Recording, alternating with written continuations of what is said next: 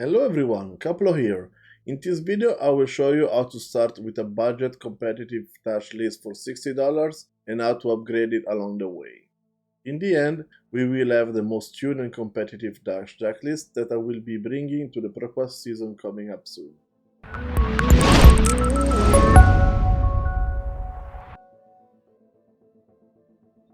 Several people just joining Flesh and Blood asked me for a budget dash deck list so they can start and get used to the hero and how I would upgrade it along the way to get to the most tuned version of Dash. Hopefully this video will help you start with a budget Dash deck list, try and have a feeling for the hero, and then upgrade it along the way as soon as you get pieces. Note that this is not a sideboard guide. For sideboard guides I have plenty of other videos in my channel, just check them out there.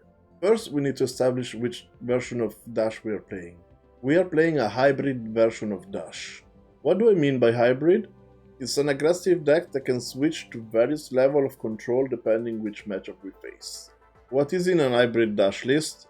We start with 4 equipment and a weapon as our main loadout, and then we have a 60 cards aggro plan in the main deck, and the sideboard is done for switching to the control. So the sideboard is consisted of 5 pistol items for the control plan and 10 flex cards to switch to control. I like to play with 9 defense reactions plus an extra arcane barrier piece.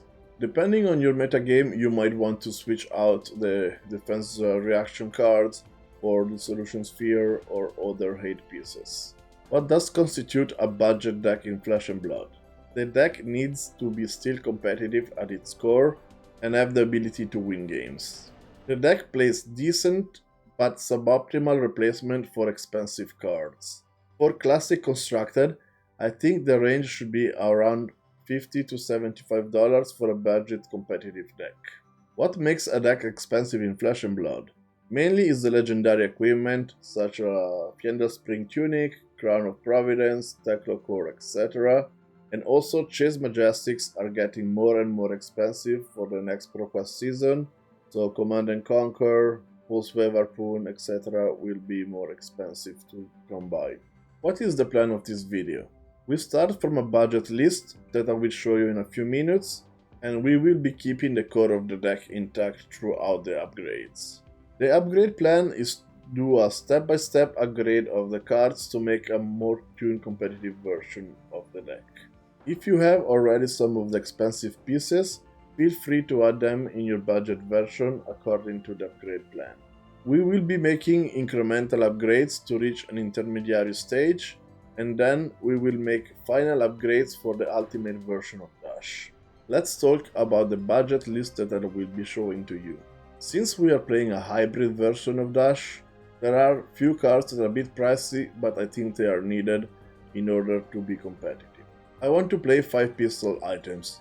Those are crucial when switching to the control plan, and I would not recommend playing Dash Hybrid without those items, so we will be including 5 pistol items in our budget list.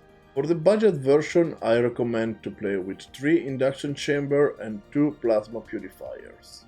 Another a bit pricey card that I recommend to play at least one of is the Teklo Pounder. This is the core of our aggro plan. Here we are with our budget Dash deck list. So as equipment we play Achilles Accelerators and Goliath Gauntlet, that this will be played also in the most expensive version. As chest piece we have Hearten's Cross Trap that you can destroy it and your next attack action you play this turn costs 2 less and go again. And as headpiece I decided to play with the Hope Merchant Suit just because you can shuffle away a bad hand to get a good hand. This is quite a powerful effect. Then the deck, as I said, we start with 1 Teklo Pounder. This is necessary to the aggro plan. This is 6 free damage. Then our items that we can get with Spark of Genius are the Hyperdriver.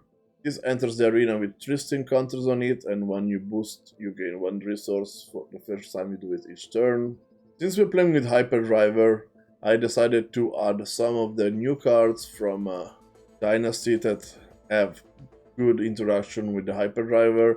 We have Jumpstart that is a card that costs 1 less if you have an hyperdriver in play. So it's basically mimics the zipper hits that we can see here.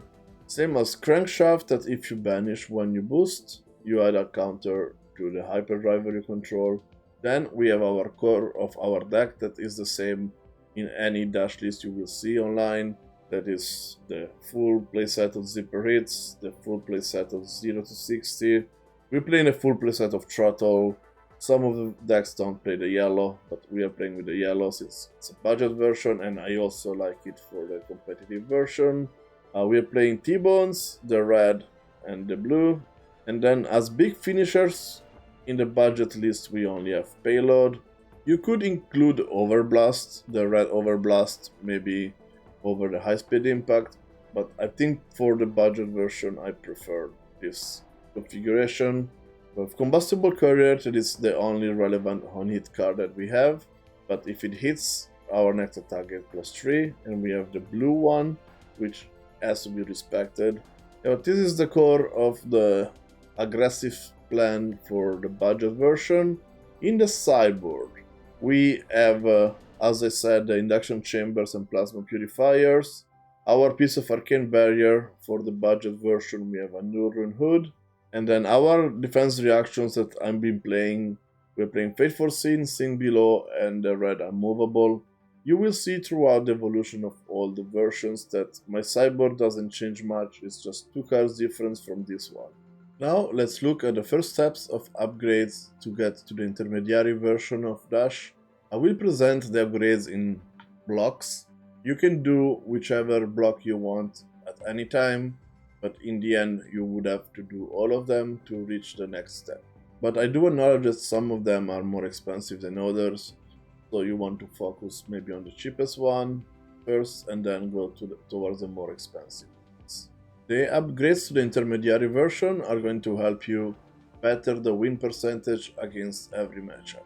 One easy upgrade is to switch the Nurun Hood for the Visitronic Model I.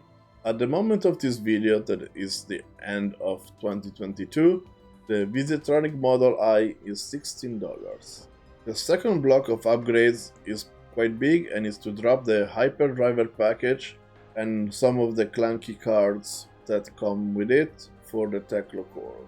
We're going to remove 3 Hyperdriver to add 3 Teklo core, and then we will remove the Hyperdriver cards that are Jumpstart and Crankshaft for the blue High Speed Impact, the 3 Maximum Velocity, which is gonna add 1 more finisher to your deck, and then the new Dynasty card, which I believe is the best card for Dash ever printed.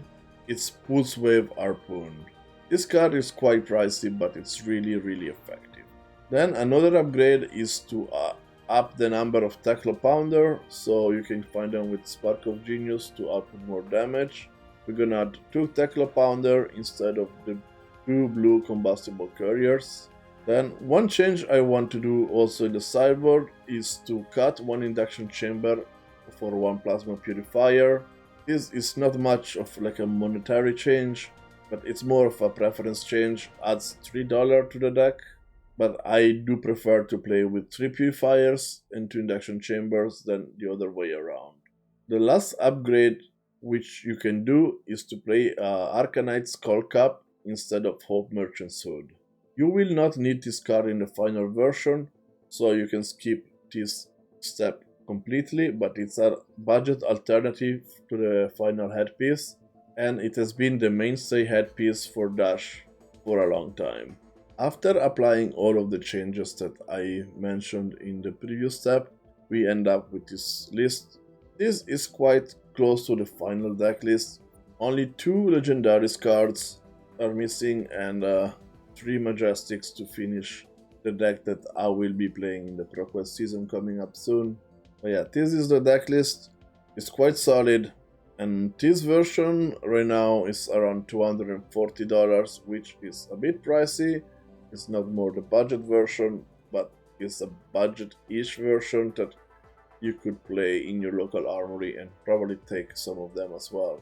As I said before, in the intermediate decklist, we're only 5 cards away from having the ultimate Dash decklist. What are those upgrades? We are going to cut the 3 red high speed impact for 3 high octane. This will give a bit more power to dash to finish the games and to clean up some of the allies that are in play. Then we are going to drop the Skullcap and we are going to add the Crown of Providence. This is the best generic headpiece printed so far and it's really good for our deck. The last change is to cut the Hardness Cross Trap for the Teklo Foundry Heart. This is the dash equipment by excellence. It has a 2 block and then a 1 block, and then you can generate extra resources with it. This card is really good. I think if you want to invest in one card only for dash, you probably should invest it in the Teklo Foundry Heart. It gives you a good amount of equity in the game. Those are pricey updates, but trust me, if they are in your deck, they can make a big difference. I hope you enjoyed the video. If you did, please leave the like, share, subscribe, and please share it with your friends that want to get into the game and they want to try out the Mechanologist class. That's it for now. I will see you next time. Bye bye.